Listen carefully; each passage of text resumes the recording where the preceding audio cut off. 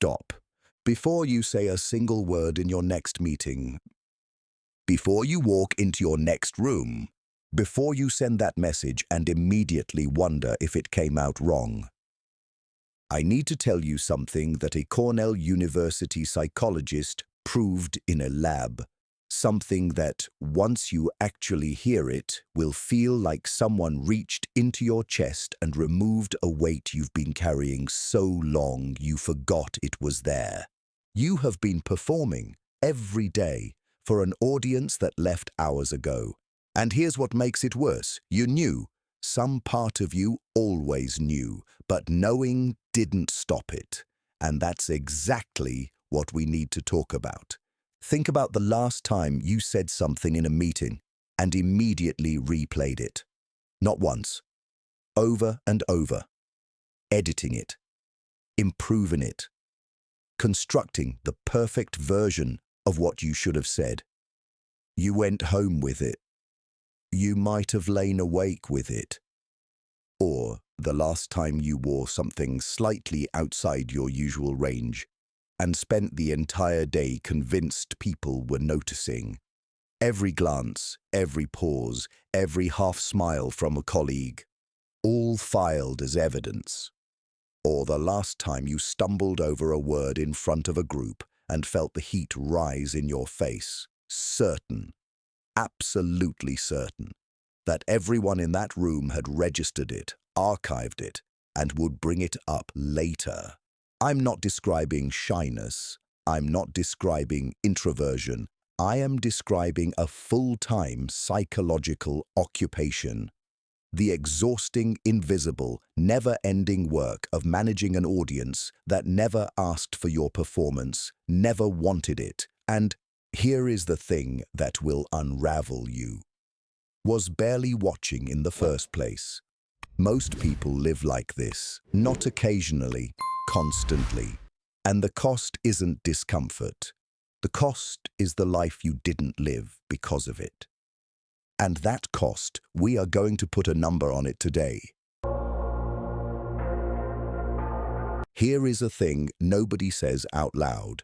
Every entrance into a room is a performance you didn't audition for. Every word in a conversation is a calculated risk.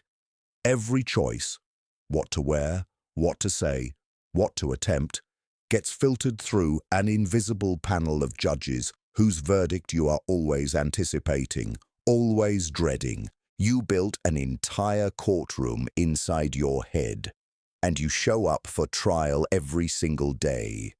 The prosecution's evidence, the word you stumbled over 3 weeks ago, the joke that didn't land in 2019, the email you sent that you still, to this day, wish you could take back.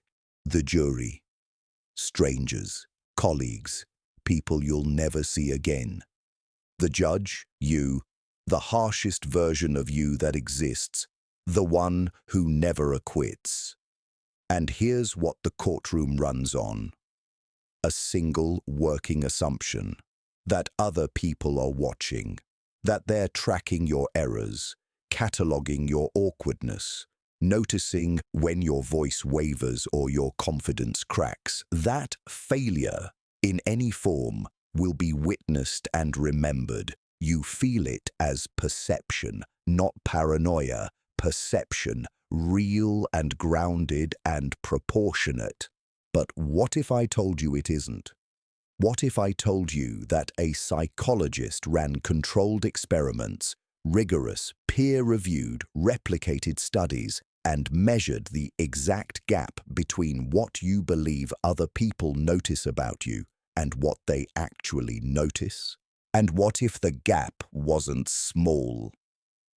What if it was so large, so consistent, that it doesn't just describe a cognitive quirk, it describes the architecture of a particular kind of unlived life? Thomas Gilovich, Cornell University, social psychologist. This is where your reality gets dismantled. But before we get to the science, and we will, in detail, because the data is what makes this stick, I need you to understand something about the way your brain is built. Because this isn't about your character, it isn't about your confidence or your trauma or how much therapy you've done. It is about your software. And your software has a specific, documented flaw that you were never told about. Here's what Gilovich actually did. He didn't ask people how they felt. He didn't run a survey. He set up a situation, controlled, measurable, repeatable, and he let the data speak. First experiment. Simple, almost cruel in its precision. He asked participants to put on a t-shirt, not just any t-shirt, a t-shirt with a large, unavoidable face printed on the front. Someone mildly embarrassing, someone you'd be self-conscious wearing, and then he sent them into a room full of other students, had them stay briefly, and then asked them one question. How many people in that room noticed what was on your shirt? The average answer, about half the room. The actual number, 1 in 4. They were off by a factor of 2. Not because they were neurotic, not because they were unusually insecure, because they were human. The embarrassment was so vivid inside their own experience, so loud, so acute, that it felt physically impossible it hadn't registered for everyone else. But it hadn't. Most people in that room were filling out a questionnaire. They glanced up. They looked back down. The shirt barely existed for them. Now here's where it gets more interesting and more uncomfortable. He ran the same study with flattering t-shirts. Images participants were proud to wear. Images they wanted people to notice. Same result. They overestimated by even more. Let that land for a second. The spotlight effect doesn't require embarrassment to operate. It doesn't care whether you're mortified or thrilled. It runs on self-focus alone. It inflates everything, the things you want seen and the things you desperately hope aren't. Third experiment. He moved beyond appearance entirely. Participants had a group discussion. Afterward, they estimated how much their contributions had registered. Their smart observations, their speech errors, the potentially awkward comment they made halfway through. On every single dimension, pride and shame, brilliance and stumble, they believed they had stood out more than they actually had. The brilliant point they made, less noticed than they thought. The stumble over a word, also less noticed. The spotlight illuminated their pride and their shame equally, and in both cases it burned far dimmer than they believed. This is not a personality flaw. This is not a confidence issue. This is a documented, measurable, universal cognitive bias. It operates beneath the level of intention. It doesn't spare the self-aware. It doesn't spare the educated. It doesn't spare the people who tell themselves they don't care what others think. It just runs, continuously, in the background, shaping every decision you make about what to say, what to try, what to risk, and what to swallow. And the reason it runs, the actual mechanism underneath it, is the part most people never hear. Because once you understand the mechanism, you stop being able to unsee it. And once you stop being able to unsee it, the courtroom starts to lose its power. Your brain doesn't start from zero. When it needs to estimate something uncertain, like how much other people are noticing you, it reaches for the most immediate, most vivid reference point available. And for questions about how you appear to others, that anchor is always the same thing. How you appear to yourself. You know what you're anxious about. You know the shirt felt wrong the moment you put it on. You know you stumbled on that word. You know your voice went slightly too high at that exact moment. You know all of it, in full resolution, in real time, with no buffering and no filter. That internal knowledge is enormous. It is deafening. And your brain starts its estimate there, at the full volume of your own self-consciousness, and then tries to adjust downward. It tries to account for the fact that other people see less. The problem is, the adjustment is never enough. It can't be. You are trying to imagine a perspective you have never had access to, a perspective from outside yourself, and you're starting from a position of total self-immersion. So you adjust a little. You tell yourself, they probably didn't notice that much. But a little and not that much are still anchored to a baseline that is 2, 3, 4 times larger than reality. You land somewhere in the middle, and the middle is still wildly off. Gilovich proved this directly.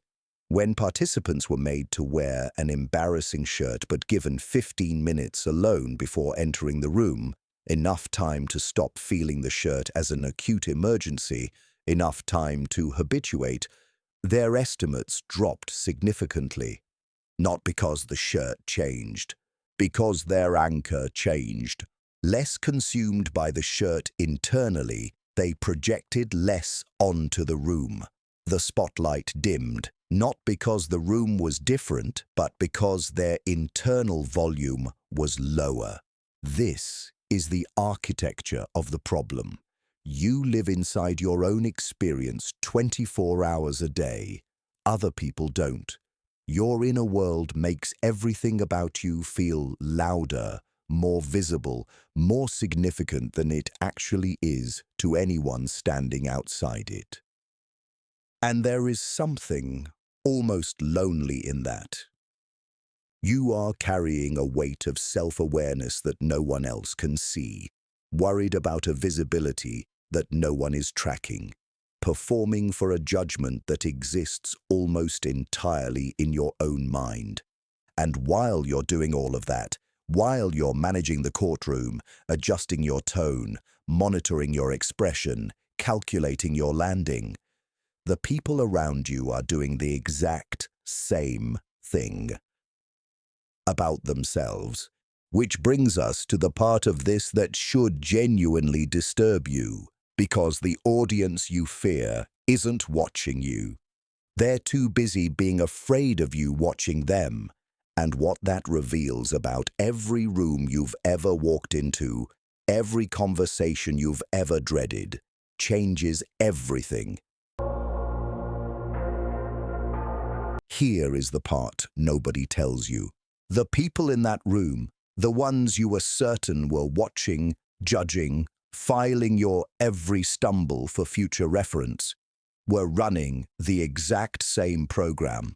The person who saw you walk in was simultaneously convinced that you noticed how they shifted in their seat when you entered. The one who heard you stumble over your words was managing their own private terror that their nervous energy was radiating off them like a signal.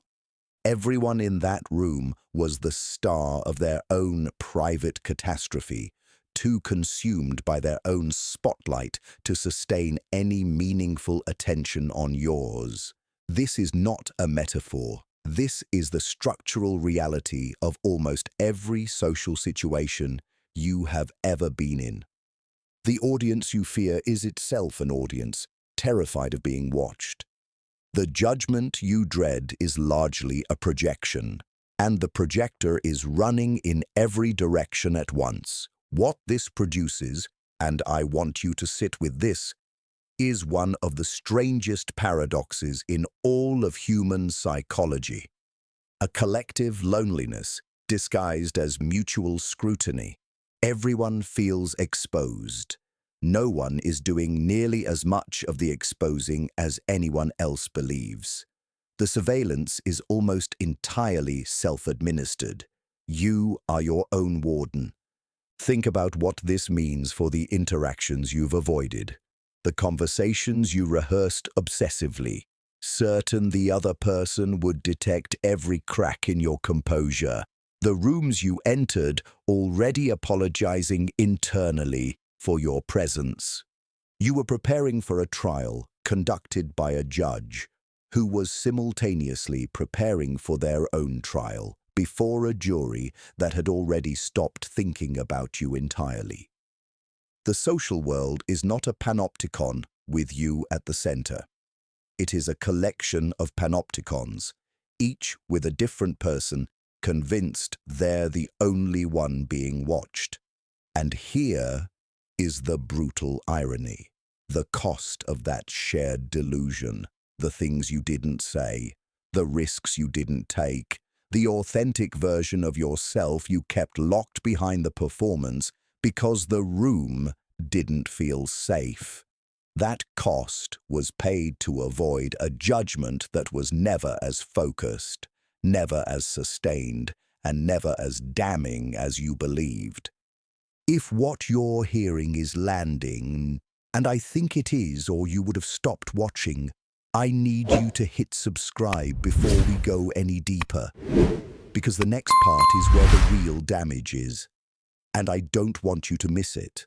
The spotlight effect doesn't only operate on what others can see, it operates on what you're convinced they can feel, and that version, the internal one, runs deeper, quieter, and more destructive than anything we've discussed so far. You already know the fear of being seen, but there is a version of it that goes deeper. It's not the fear that people notice what you're wearing. It's not even the fear that they notice you stumble.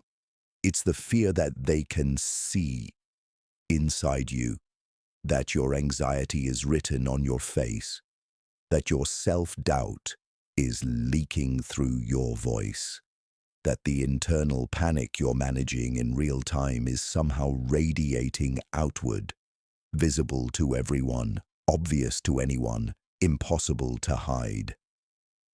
Gilovich identified this too. He called it the illusion of transparency, and it operates on the same broken mechanism. You feel your nervousness so acutely, the elevated heartbeat, the slight tremor, the heat behind your eyes, that it seems inconceivable it isn't radiating outward. The internal signal is so loud, you assume the external signal must match it. It doesn't. In studies, people who were actively lying overestimated how detectable their deception was. People asked to conceal their reactions to unpleasant things believed their discomfort was far more visible than observers actually found it. Negotiators were certain they were telegraphing their positions. They weren't. The internal signal was deafening. The external signal was almost inaudible. The gap between the two was enormous. But here's the part that compounds the damage. The illusion of transparency doesn't just make you uncomfortable. It changes your behavior in real time. You become hypervigilant. You start monitoring your own expression while trying to hold a conversation. You listen to your own voice while trying to make a point.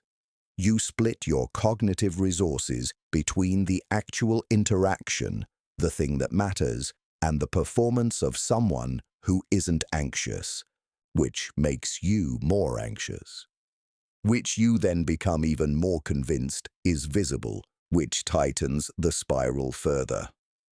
You are spending enormous cognitive and emotional energy suppressing a signal the other person can barely detect. The performance of composure is exhausting you, and the audience for that performance is barely watching the show. Your inner world is not a glass room. It never was. It is far more opaque than you've ever given it credit for.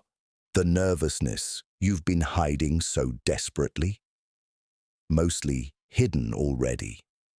The doubt you were certain everyone could read, almost entirely invisible. You have been paying an enormous price, in silence, in restraint, in self-erasure, to conceal something that wasn't nearly as exposed as you feared. And that price, measured not in discomfort, but in everything you held back because of it. That is what we have to confront now. There is a specific kind of regret that Gilovich documented alongside the spotlight effect, and it is more damaging than embarrassment, more persistent than shame. It is the regret of inaction, not the things you did and wish you hadn't. The things you never did at all. You didn't raise your hand because someone might notice if you were wrong. You didn't wear what you actually wanted because someone might find it unusual. You didn't ask the person out, didn't take the class, didn't submit the work, didn't say the true thing out loud in the room where it needed to be said.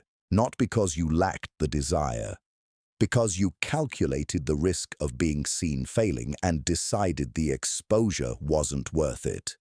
That calculation was based on a false premise. Gilovich found that people's deepest regrets cluster overwhelmingly around omission, around the unlived, the unattempted, the withheld, not around the moments they tried and failed, around the moments they never tried at all. And a significant portion of those moments of non-action, those silences, those surrenders, those small daily contractions, trace directly back to the spotlight effect, the fear that failure would be witnessed, judged, and remembered, far more than it actually would have been. The math is brutal, and I need you to hear it clearly. You paid a real price, the price of an unexpressed life, to avoid an imaginary cost. The judgment you feared was distorted. The audience was preoccupied. The memory of your failure, in the rare cases where anyone noticed at all, dissolved within days.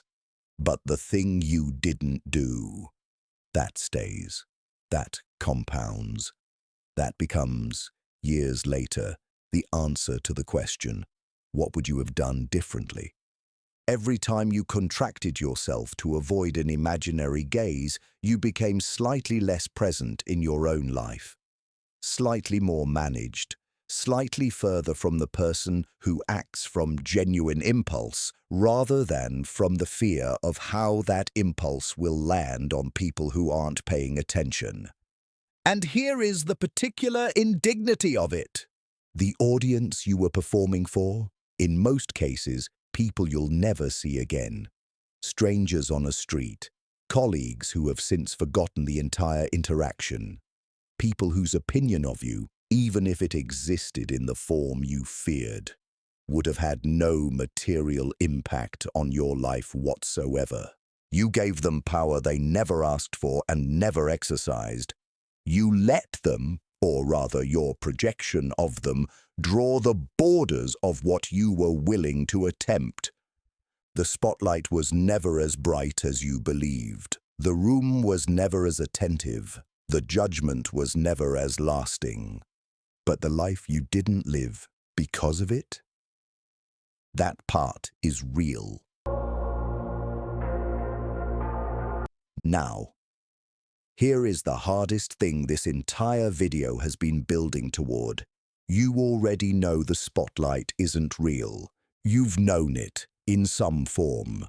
For most of your life, you've had the moments. After something you dreaded that turned out fine, after a failure nobody mentioned, after an embarrassment that evaporated in days, where you glimpsed the truth. The audience wasn't watching. The judgment didn't arrive. The world continued without registering your stumble. And then you forgot. and contracted again and rebuilt the courtroom. This is not a knowledge problem. It never was. If understanding the spotlight effect were enough to dissolve it, this video would be all you needed. One conversation, and you'd be free. But the bias doesn't operate at the level of conscious belief. It operates at the level of lived reflex. The flinch before you speak, the hesitation before you act, the internal calculation that runs faster than thought. You can know the spotlight isn't real and still perform for it. Most people do. So the question isn't whether you understand the research. The question is whether you are willing to act against the feeling, to speak before the internal courtroom reaches a verdict, to wear the thing, say the thing, attempt the thing, while the anxiety is still present, without waiting for the fear to resolve first. Because it won't resolve first. That is not how this works. The only way out is through repeated, deliberate contact with the thing you've been avoiding, and discovering each time that the catastrophe you anticipated was smaller than the one you constructed in anticipation of it. Gilovich gives you one concrete tool. Before any situation that triggers the spotlight fear, estimate specifically how many people will notice, how long they will remember, how significantly it will register. Then find out, observe. What you will discover consistently is that your estimate was 2-3 times larger than reality. Do this enough times and the courtroom loses its authority, not through inspiration, through evidence. But beneath all of that, beneath the technique and the research and the data, there is a harder confrontation. The spotlight effect is, at its root, a story about importance. You overestimate how much others notice you because some part of you needs to believe you are that significant, that your errors are memorable, that your presence commands a room, that the world reorganizes itself around your entrance and your exit. There is something almost comforting in the surveillance, even when it terrifies you. To let it go is to accept a more disorienting truth. Most people, most of the time, are simply not thinking about you. Not because you lack value, not because you don't matter, because they are living their own lives, carrying their own weight, managing their own imaginary spotlights. You are not that important. And that sentence, if you can hold it without flinching, if you can feel it fully instead of immediately defending against it, is the most liberating thing you will ever accept about yourself. Because the life that becomes available on the other side of that acceptance is not a life without self-awareness. It is a life where self-awareness stops being a cage, where you can walk into a room without running the calculus of how you're landing, where you can fail in public without it becoming a defining entry in your private mythology, where you can be, simply and without performance, the person you actually are, in front of people who are far too busy being themselves to scrutinize you the way you feared. Leave a comment. Not for the algorithm, for yourself. Tell me the moment you most held back because of a judgment that probably never came, the class you didn't take, the thing you didn't say, the risk you didn't take. Name it, because naming the unlived life is the first act of choosing a different one. And if this found you at the right moment, if something in here cracked something open, subscribe. Because the next video goes somewhere most people aren't willing to follow. The work that began here doesn't stop when the screen goes dark. You already know that.